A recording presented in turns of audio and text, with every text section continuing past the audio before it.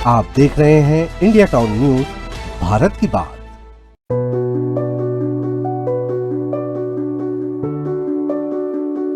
शहीदों के पुण्य स्मरण के लिए हम सब इकट्ठे होते हैं और आप सबकी भावना देखकर लगता है कि इतने सारे लोग हमारे साथ हैं और हम सब मिलकर, अभी जैसा कहा जा रहा है कि नक्सलवाद खत्म हो गया है, तो ये एक सिर्फ उपलब्धि नहीं है, उन वीर शहीदों के प्रति सम्मान है जो अभी तक इस धरती के लिए बलिदान देते आए हैं। राजनांदगांव की कुरकुट्टी घटना जो पुलिस महकमे को झंझोर कर रख गया था। जी हाँ, मैं बात कर रहा हूँ मानपुर के कुरकुट्टी क्षेत्र, जो एक घोर नक्सली क्षेत्र हुआ करता था। 2009 में पुलिस एसपी सहित 28 जवानों ने शहादत दी थी। नक्सलियों ने उन पर घात लगाकर हमला किया था, जिससे 28 जवान शहीद हो गए थे। साथ ही एसपी साहब विनोद चौबे जी की भी शहादत हुई थी। हम हर साल की तरह आज यहाँ पुलिस रक्षित आरक्षित केंद्रों में पुण्यतिथि मना रहे हैं। हालात क्या रहे होंगे उस समय और अब क्या हालात हैं, हम पूरी इस खबर के माध्यम से आपको बताएंगे। देखते हैं। 12 जुलाई यह तारीख राजनांदगांव के इतिहास में एक ऐसी पीड़ा लेकर आती है जिसे समय बीतने के बाद भी भुलाया नहीं जा सका। यही वह दिन है जब नक्सलियों के कायराना हमले में तत्कालीन पुलिस अधीक्षक विनोद कुमार चौबे सहित कुल 29 पुलिस जवानों ने मातृभूमि की रक्षा करते हुए अपने प्राण न्योछावर कर दिए थे। उनके अदम्य साहस, कर्तव्य निष्ठा और सर्वोच्च बलिदान ने उन्हें हमेशा के लिए अमर बना दिया। आज उसी शहादत दिवस पर राजनांदगांव में श्रद्धांजलि कार्यक्रम आयोजित किया गया, जहां पूरे सम्मान और भावुक माहौल में वीर जवानों को याद किया गया। श्रद्धांजलि कार्यक्रम में जनप्रतिनिधियों, पुलिस विभाग के वरिष्ठ अधिकारियों, प्रशासनिक अधिकारियों, अर्धसैनिक बलों के जवानों, विभिन्न सामाजिक संगठनों के प्रतिनिधियों और बड़ी संख्या में स्थानीय नागरिकों ने भाग लिया। शहीद स्मारक पर पुष्प चक्र अर्पित किए गए और सभी ने 2 मिनट का मौन रखकर उन वीर सपूतों को श्रद्धांजलि दी, जिन्होंने अपने कर्तव्य का निर्वहन करते हुए सर्वोच्च बलिदान दिया।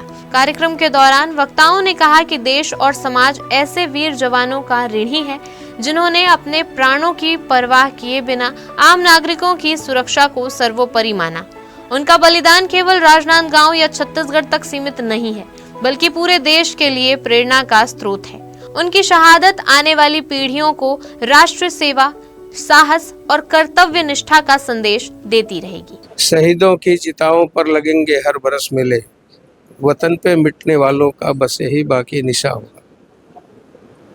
कर्तव्य पथ पर डटे रहने वाले स्वर्गीय विनोद चौबे के साथ 29 जवानों की ये शहादत व्यर्थ नहीं जाएगी। पूरे राजनांदगांव नगरवासी, सभी जनप्रतिनिधि आज श्रद्धांजलि अर्पित करने लिए उपस्थित हुए हैं और आज इन्हीं के शहादत का परिणाम है कि देश नक्सलवाद से मुक्त हुआ। आज इनके परिजन यहाँ उपस्थित हैं। मैं पुनः एक बार श्रद्धांजलि अर्पित करते हुए कि वे जहाँ भी होंगे उनकी आत्मा को शांति इसलिए भी मिलेगी कि अब पूरे देश से नक्सलवाद का समापन हो गया है। उनके परिवार को भगवान साहस और धैर्य प्रदान करे, यही प्रार्थना। शासन ने छत्तीसगढ़ को नक्सल मुक्त बनाने के लिए विष्णुदेव साय जी का सुशासन, नरेंद्र मोदी जी के और माननीय गृह मंत्री जी अमित शाह जी के वो दृढ़ इच्छा शक्ति का परिणाम है, जो आज पशुपति से तिरुपति कॉरिडोर बनाने का सपना रह गया। नक्सलवाद समाप्त हो गया और अमन चैन का जो बयार बह रहा है छत्तीसगढ़ में, उसी का परिणाम। वक्ताओं ने तत्कालीन पुलिस अधीक्षक विनोद कुमार चौबे के नेतृत्व और साहस को विशेष रूप से याद किया। उन्होंने कहा कि कठिन परिस्थितियों में भी उन्होंने अपने कर्तव्य से पीछे हटने के बजाय अपने जवानों के साथ मोर्चा संभाला और अंतिम क्षण तक संघर्ष करते रहे। उनके नेतृत्व और शौर्य की गाथा आज भी पुलिस बल के लिए प्रेरणा का विषय है। श्रद्धांजलि सभा में यह भी कहा गया कि नक्सलवाद के खिलाफ यह संघर्ष केवल सुरक्षा बलों का नहीं बल्कि पूरे समाज का साझा प्रयास है। बीते वर्षों में राज्य सरकार, केंद्र सरकार, पुलिस, अर्धसैनिक बलों और जिला प्रशासन के समन्वित प्रयासों से नक्सल प्रभावित क्षेत्रों में उल्लेखनीय बदलाव देखने को मिला है। सुरक्षा अभियानों के साथ साथ विकास योजना को भी समान प्राथमिकता दी गई, जिसका सकारात्मक असर अब स्पष्ट दिखाई दे रहा है। निश्चित रूप से हम सब आज यहाँ श्रद्धांजलि देने के लिए एकत्रित हुए हैं उन वीर जवानों को जो आज 12 जुलाई 2009 के दिन शहादत को, वीर गति को प्राप्त हुए थे। और कहीं ना कहीं समाज से, छत्तीसगढ़ से और इस पूरे देश से नक्सलवाद के खात्मे का जो संकल्प केंद्र सरकार और राज्य सरकार ने ठाना था, आज उनकी मजबूत इच्छा शक्ति की वजह से, हमारे जवानों की वीरता की वजह से, छत्तीसगढ़ के लोगों के सहयोग की वजह से आज उस पर निर्णायक विजय हासिल हो चुकी है। और आज के दिन हम सब ये उम्मीद करते हैं कि समाज के अंतिम व्यक्ति तक सरकार का लाभ पहुंचे, सरकार के प्रति विश्वास और स्थापित हो, लोकतंत्र के प्रति विश्वास स्थापित हो, और यही सही मायने में लंबे समय तक के लिए हमारे अंचल का विकास करने में उपयोगी साबित हो। 2009 की बात आज 2026 आ चुका है। नक्सली मूवमेंट जो है हम कह सकते हैं कि पूरी तरह खत्म हो चुकी है छत्तीसगढ़ से, और आज जो हालात है मोहला और मानपुर, छुरिया जैसे क्षेत्र काफ़ी विकास की ओर बढ़ रहा है। आज के जो वहाँ के जो नक्सल पीड़ित जो बच्चे थे वो निकलकर अलग अलग क्षेत्रों में काम कर रहे हैं और नक्सल भय से पूरी तरह मुक्त हो चुके हैं। हम बात करेंगे कुछ यहाँ के शहीद परिवारों से भी, जानना चाहेंगे कि आज किस तरह के हालात हैं राजनांदगांव जिले में। अधिकारियों ने बताया कि जिन इलाकों में कभी नक्सली गतिविधियों का गहरा प्रभाव था, वहां अब सड़कें बन रही है, नए स्कूल और स्वास्थ्य केंद्र खुल रहे हैं, बिजली और पेयजल जैसी बुनियादी सुविधाएं पहुंच रही हैं तथा सरकारी योजनाओं का लाभ अंतिम व्यक्ति तक पहुंचाने का प्रयास लगातार जारी है। विकास कार्यों के विस्तार से स्थानीय लोगों का विश्वास शासन और प्रशासन के प्रति मजबूत हुआ है।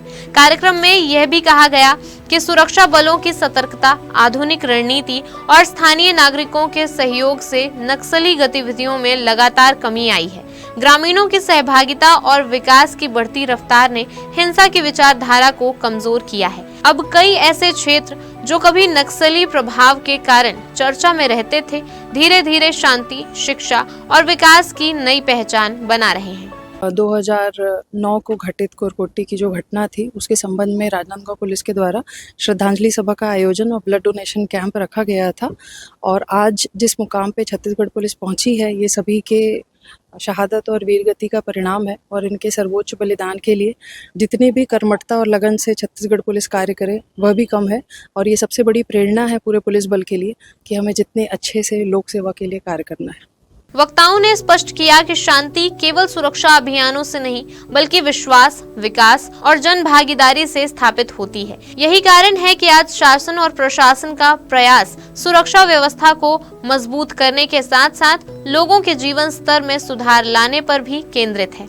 इससे युवाओं के लिए रोजगार, शिक्षा और बेहतर भविष्य के नए अवसर तैयार हो रहे हैं। श्रद्धांजलि समारोह के दौरान उपस्थित लोगों ने वीर शहीदों के परिजनों के प्रति भी अपनी संवेदनाएं व्यक्त की और कहा कि देश उनके त्याग का सदैव सम्मान करता रहेगा। शहीदों का बलिदान आने वाली पीढ़ियों को यह संदेश देता रहेगा कि राष्ट्र की सुरक्षा और अखंडता के लिए दिया गया सर्वोच्च बलिदान कभी व्यर्थ नहीं जाता।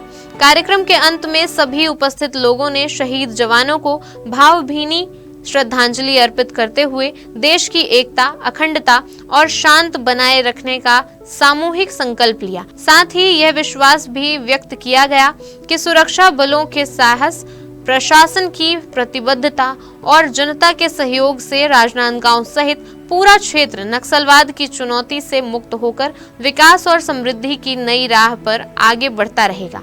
12 जुलाई का यह दिन भले ही दर्द और बलिदान की याद दिलाता हो, लेकिन यह उन वीर सपूतों के अदम्य साहस, राष्ट्रभक्ति और कर्तव्य निष्ठा का भी प्रतीक है, जिन्होंने अपने आज को देश के सुरक्षित कल के लिए समर्पित कर दिया।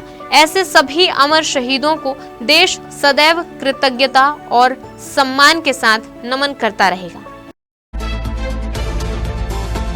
आप देख रहे हैं इंडिया टाउन न्यूज, भारत की बात।